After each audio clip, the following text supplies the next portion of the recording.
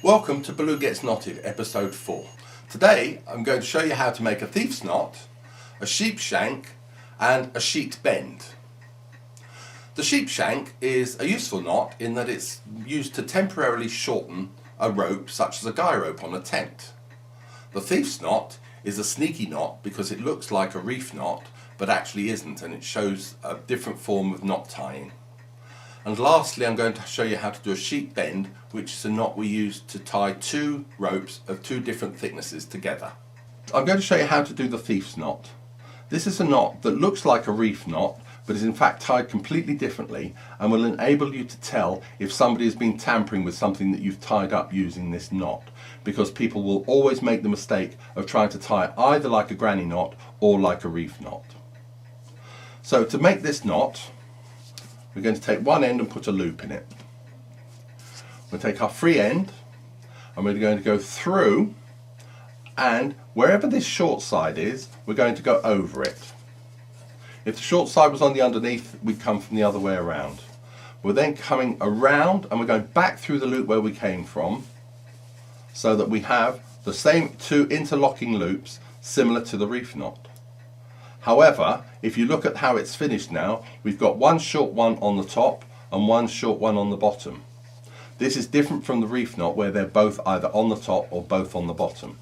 You can't undo this the same way that you would a reef knot or a granny knot, because when you undo this one then comes out from within the loop. So it's very hard to retie it unless you know exactly what you're doing. So to do it again, we're going to have a loop in the rope. I'm going to do it the other way around now with the loop, short loop on the bottom, and we're going to come through here. We're going to go under now because this is on the bottom, and then I'm going to go through and come out on the top. Again, one on the top, one on the bottom, two interlocking loops, and that's the thief knot. So now we're going to do the sheep shank. This knot, or technically a hitch, is just used to shorten a piece of rope that's a bit too long, but only temporarily. So we often use this when camping to shorten over long guy ropes. So we've got our piece of rope and we want to shorten it. So first thing we'll do is to make it into thirds, taking the length that you want to shorten it by and putting that in your three layers. So we've now got an S or a Z shape. In order to hold that in place, we take a small loop in one end and we take the other loose loop and we pass it through that one and pull it tight. Now that will anchor that end. It's important that this is on the inside edge and not on the outside, because if we do it the other way around and make our loop that way and pass it through, that will just come undone. So we need to pass that loop, crossing this piece over the top and then passing the free end of that loop through this one, so that we've now anchored that. The same on the other end. We'll take a loop. The loose end is on the inside edge. We'll pass that through that loop and we'll pull it tight.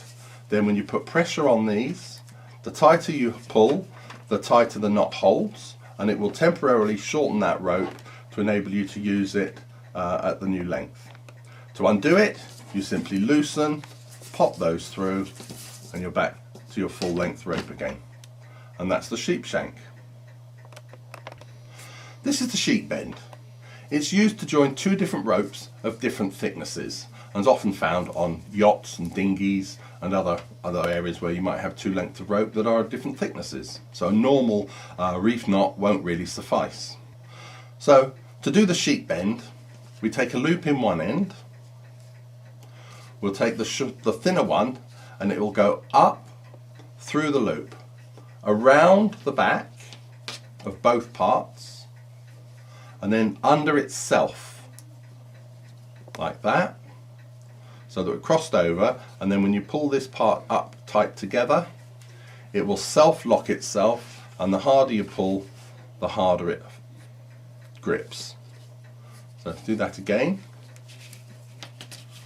We make a loop in one, we'll come up with the short one, up around the back, then under itself at the front there, and then pull tight And there you've got a sheet bend anchoring two ropes of different thicknesses together.